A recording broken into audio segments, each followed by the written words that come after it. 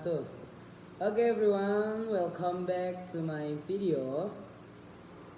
Okay, this season is still part of our discussion about African English. Yeah, today we are going to continue exploring some of the unique varieties of English that have developed across Africa, especially those known as Pidgin and Crow. Okay, let's start with Pidgin English first. Yes, Pidgin English is a mixed or simplified language that developed when speakers of different native languages need to communicate but don't share a common language.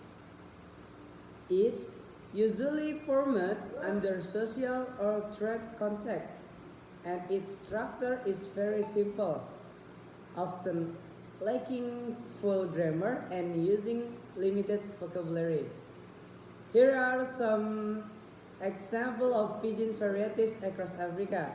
The first, Nigerian Pidgin English from Nigeria. Example, how you day, meaning how are you. This is one of most widely used pidgin from in West Africa, spoken in daily in music, film, and informal conversation. Second, Cameroon Pidgin English. Example, I know sabi, meaning I don't know. The word sabi actually comes from the Portuguese word saber, meaning to know. It's used in local market, churches, and community gatherings. Third, Sierra Leone Pidgin. Example, waiting you they do, meaning what are you doing? This pidgin developed among freed slave and coastal trades. Fourth, Liberian Pidgin English. Example, he go come small time, meaning he will come soon. It's influenced by American English due to liberals' historical connection with freed African Americans. The fifth, Ghanaian Pidgin English. Example, I go cup now, meaning I am going to eat now. The word chop means to eat, and it's commonly used by students and young people as a form of urban slang. Yeah. So, in short, pidgin is simplified bridge language used mostly for communication between people from different language background, and it's not anyone native Tamu. Okay, now let's move to Creole Pidgin. If Pidgin is the beginning stage of a contact language, then Creole is what happens when that Pidgin develops and becomes a native language for a community.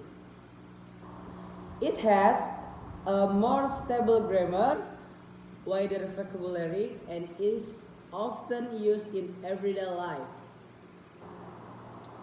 Here are some examples of Creole language in Africa.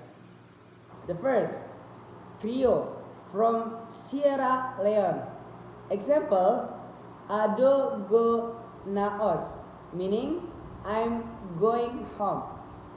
Originally based on English pidgin, Creole has now become the national language spoken by almost the entire population. Second, Fernando Po Creole English from Equatorial Genuine. Example, them they work for market, meaning they work at the market. This Creole emerged from contact among English speaking workers, Spanish colonists, and local African language. Third, Cameroon Creole English from Cameroon. Example, we go meet him tomorrow, meaning we will meet him tomorrow. It develops from Cameroon Pidgin and is spoken as a native language in some southwestern communities.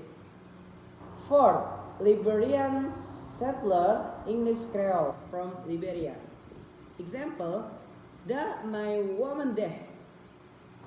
Example, da my woman there, meaning that's my wife. It has strong influence from African American English brought by repatriated freed slaves. A fifth, Papiamento, though now spoken mostly in the Caribbean. It has early roots linked to West Africa. Example, Mita bai casa, meaning I'm going home. It originated from contact between Portuguese, Spanish, Dutch, and several West African languages during the slave trade era. So, to summarize, Pidgin represented the early simplified stage of English contact in Africa used for basic communication. Meanwhile, Creole represented a more advanced and naturalized form of the language, one that has become part of people's identity and everyday life. I like everyone. That's all for today's video. We have looked at different examples of Pidgin and Creole in Africa and how they saw the process of language contact, adaptation, and develop across English-speaking region. See you in the next video. Bye-bye. Assalamualaikum warahmatullahi wabarakatuh.